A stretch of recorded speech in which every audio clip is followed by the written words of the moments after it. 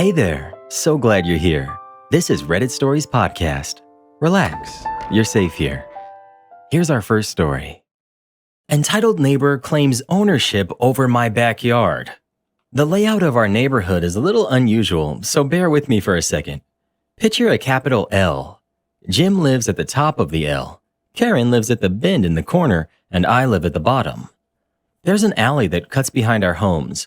It runs between Jim and Karen's properties, curves around behind mine, and connects back to the main road. That alley runs straight through my backyard, which I use as a driveway to park behind my house. Now, I live on a different street than Karen does. I never drive past her house to get to mine.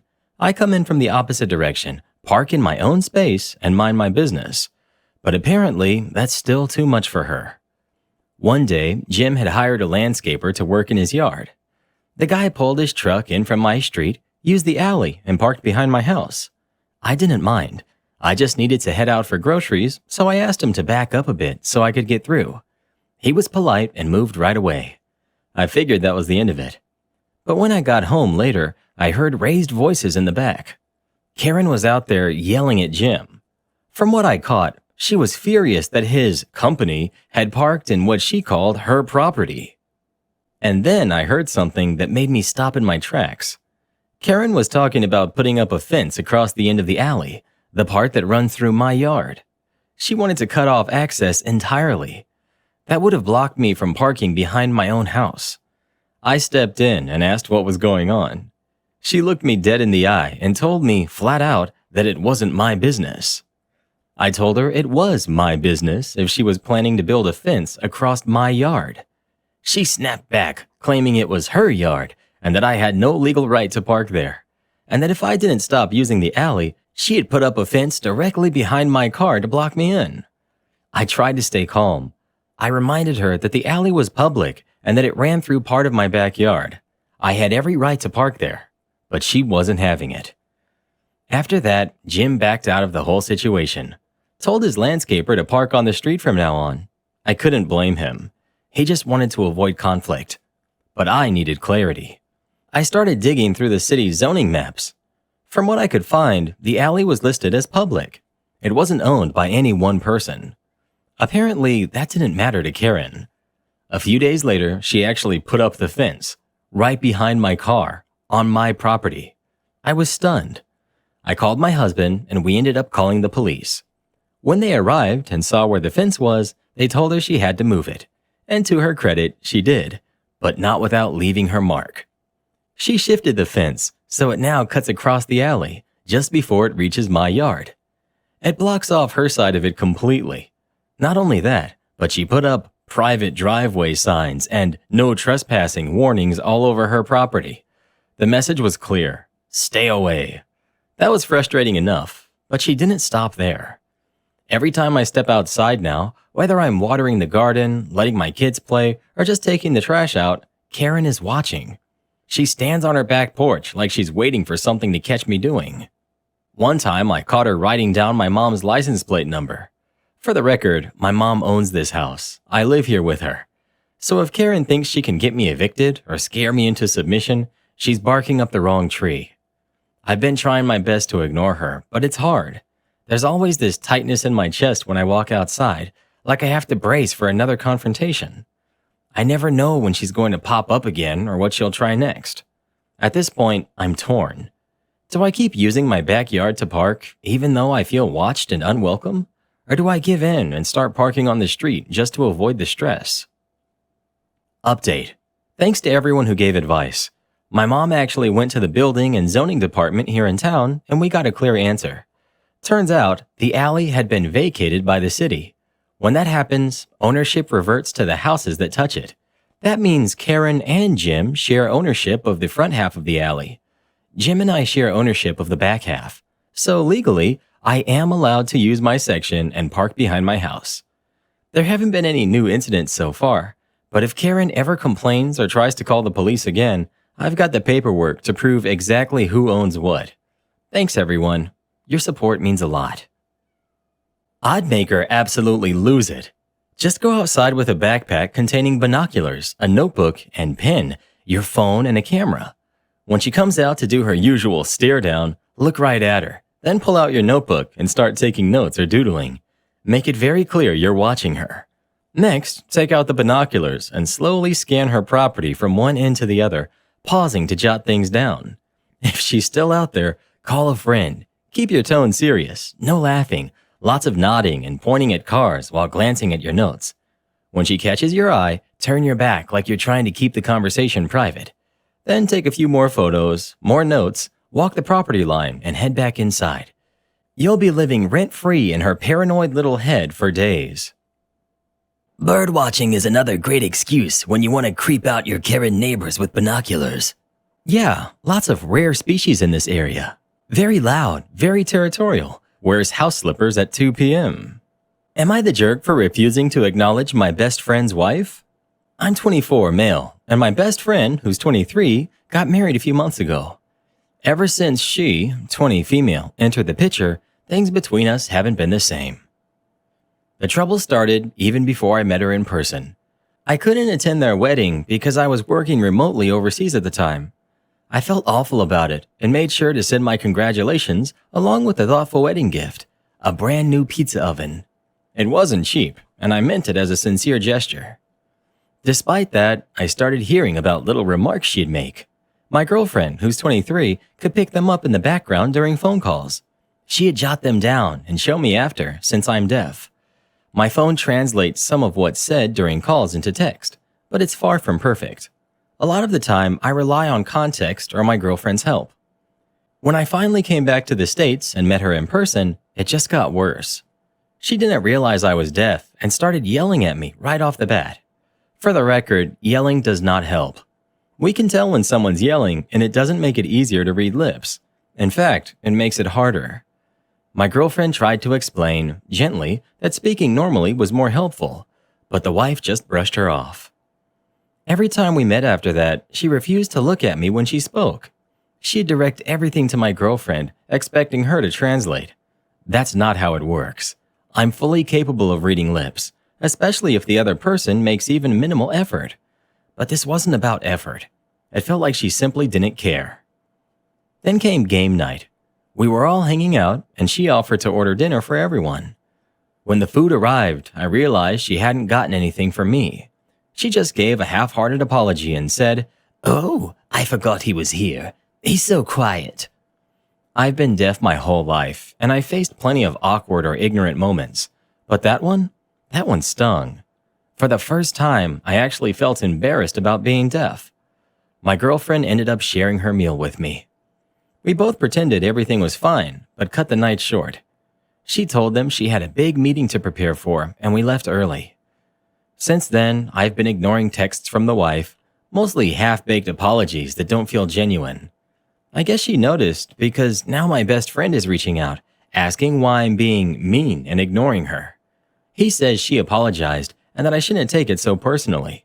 He actually told me I was overreacting and that I'm just being too sensitive about a few harmless comments. I haven't responded to him either. To me, this isn't about one rude dinner or a few offhand remarks. It's about the way I've been treated consistently by someone who now plays a major role in my best friend's life. I don't think it's funny when people treat deaf folks like we're invisible or make us feel like we're a burden. My girlfriend has been amazing. She supports me completely, whether I decide to walk away from this friendship or try to make peace. But deep down, I'm starting to think that it's time to let go. I hate the idea of ending a lifelong friendship, but I also hate how small I felt that night. Am I the jerk for drawing that line? There's no way she just forgot to order food for you because you're quiet. She remembered your girlfriend just fine. That was intentional, and your friend co-signing it by saying you were overreacting is honestly worse. He knows you, knows your situation, and still chose to brush it off like it's no big deal. That's not a friend. That's someone who picked convenience over respect. You already have your answer, man. If this friendship was really worth keeping, your friend would have had your back without you needing to spell it out. Instead, he's minimizing your experience and expecting you to keep the peace. Don't waste your energy on people who've already decided you're disposable. Block and bounce. Let them stew in their awkward little echo chamber. Your girlfriend is a real one, not just for backing you up, but for being tuned in and thoughtful enough to jot down what she hears and support you without making a big scene. That kind of steady loyalty is rare. You've got a solid teammate in her. Hold on tight. Update. A few days after game night, I got a message from a mutual friend of ours. She asked why I wasn't at the kickback over the weekend. She wanted to chat with my girlfriend about getting a tattoo. I explained that we were distancing ourselves from that group for personal reasons. Naturally, that turned into a whole conversation. This friend has a bit of a reputation for gossip, so I wasn't sure how much to say. But she ended up telling me more than I expected. According to her, the real reason for the quick wedding was that the wife was pregnant. That surprised me. I hadn't known that. But what really caught my attention was what she said next. Apparently, the wife was drinking heavily at the party. Not just sipping, drinking while pregnant. Then, in her drunken state, she started venting to whoever would listen about how much she hates me. She complained again that I didn't show up to the wedding and said I never even sent them a gift. When the mutual friend mentioned the pizza oven, the wife claimed that it was actually from her ex, who was trying to win her back. She was bragging, literally bragging, about how she had 2 men fighting over her, like she was some kind of a trophy. At that point, any lingering guilt I felt about cutting them off vanished. It's one thing to be rude or ignorant. It's another to lie, disrespect people behind their backs, and rewrite history to make yourself look good. I know exactly where that pizza oven came from. My bank account. I sent it with care because I wanted to support my best friend, even from overseas. Now, I'm just grateful that my girlfriend and I made the decision to walk away. Some people don't deserve access to your peace. We're done wasting time on people who thrive on drama and lies. Good luck to them, but we're out. Thanks to everyone who helped me see things clearly and reminded me that setting boundaries isn't cruel. It's self-respect. And yes, my girlfriend is solid. I don't know what I'd do without her. Facts. Some situations just aren't worth the headache or the drama. Know your worth and don't waste energy on chaos that drags you down. Keep your circle tight and your peace intact. Way too many people treat marriage like it's some kind of personality upgrade instead of a serious partnership. A ring doesn't magically turn someone into a mature or stable adult. If the pregnancy part is even true, I really feel for that kid. And yeah, wouldn't be shocked if that was just a ploy to lock him down. Either way, this whole situation screams crash and burn within a year or two. Congrats on them getting married and all, but yelling at your husband's deaf best friend and lying about who bought your pizza oven, that's not love. That's a walking red flag in heels. Something tells me in about 10 years, she'll be going off on the managers instead of OP.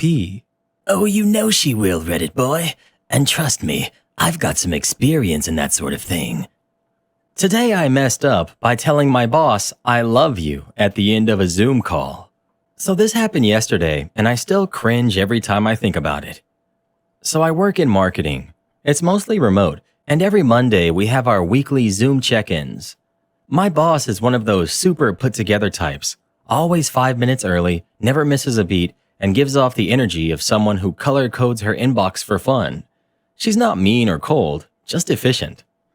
Now, here's the key detail. I live with my girlfriend, and we've been doing the love you bye thing for years. It's automatic at this point. Doesn't matter if we're hanging up a call, passing each other in the hallway, or sending a meme. It's always love you. Anyway, Monday rolls around. I just finished a FaceTime with her and immediately jumped into our team Zoom. I was under-caffeinated, under-focused, and fully on autopilot. Meeting goes as usual. Updates, KPIs, a few fake chuckles at someone's Wi-Fi joke. Then it's my turn to give a report. I talk through my numbers. She nods, says, "Great update." I thank her, and without thinking, I say, "Thanks, love you, bye." Yup. Like, imagine the sound of a record scratch, but inside your soul. Silence. Not muted silence, not audio glitch silence. I mean dead, airless. No rejection, but tense silence. My camera's on. Her camera's on. We're both just staring at each other. My mouth is slightly open. Her eyes are trying to decide if she heard what she just heard. After about 2 eternal seconds, she blinks and says, completely straight-faced, "Right, talk to you next week." Then she ends the call. I bet she did. I sit there, frozen, wondering if I can legally change my name and move to another department. For a few For a few blissful moments, I try to convince myself maybe no one heard it. Maybe I imagined it. Maybe I blacked out and whispered it in my head. That hope lasted exactly 10 minutes. Someone DMs me. Did you just tell her that you love her? Crying emoji, skull emoji. Then came the screenshot. A still from the Zoom where I'm mid-sentence, eyes soft, lips forming the word love. It looked like a romantic comedy poster for the world's most uncomfortable office romance. Pure shame captured in 1080p. The memes start rolling in. By lunch, it was chaos. One coworker turned the screenshot into a fake Valentine's Day card with the caption, "Thanks for the KPIs. I love you." Someone else changed my Slack name to heart with an arrow through it emoji Lorenzo. Another updated my profile picture to a giant pink heart. But the real moment of doom came later that afternoon when I logged back in for a smaller follow-up meeting and she was already there. She smiled and said, "So, our meetings are getting quite affectionate, huh?" I groaned and immediately launched into a panicked explanation. I told her how I had just gotten off a call with my girlfriend, how love you is muscle memory at this point, how I basically short-circuited and now live in eternal shame. To her credit, she laughed. Genuinely. She said, "Honestly, that made my day. First time anyone's told me they love me over a dashboard report." Then she added, deadpan, "Just don't make it a weekly thing." We moved on like nothing happened, but I swear, every time I speak during a meeting now, she smirks just a little bit. Now I'm the unofficial office sweetheart. My coworkers haven't let it go. I will never live this down. Love the story, love the coworkers. You could have had a way worse response, and I think they took it very well. They seem to understand the mistake well and don't judge you for it. They do joke, but lightheartedly, it seems. So that's the best response you can get. Lean into it. Tell everyone you love them at the end of conversations. Become love guy. Nobody is going to fire the love guy. So he told his boss, "I love you" on Zoom. Yeah, career speed run. Employee to office mascot in under 5 seconds. And now he's stuck being that guy forever. You don't come back from that. No, that label's permanent. Right next to the copier guy and the dude who microwaved fish. That's all for now, but don't be blue. We'll be back soon with more stories for you. Remember to listen to Mr. Redder every night, so your dreams will be wonderful like you are and bright. Now click this playlist, come follow along. We'll be right here. Until then, so long.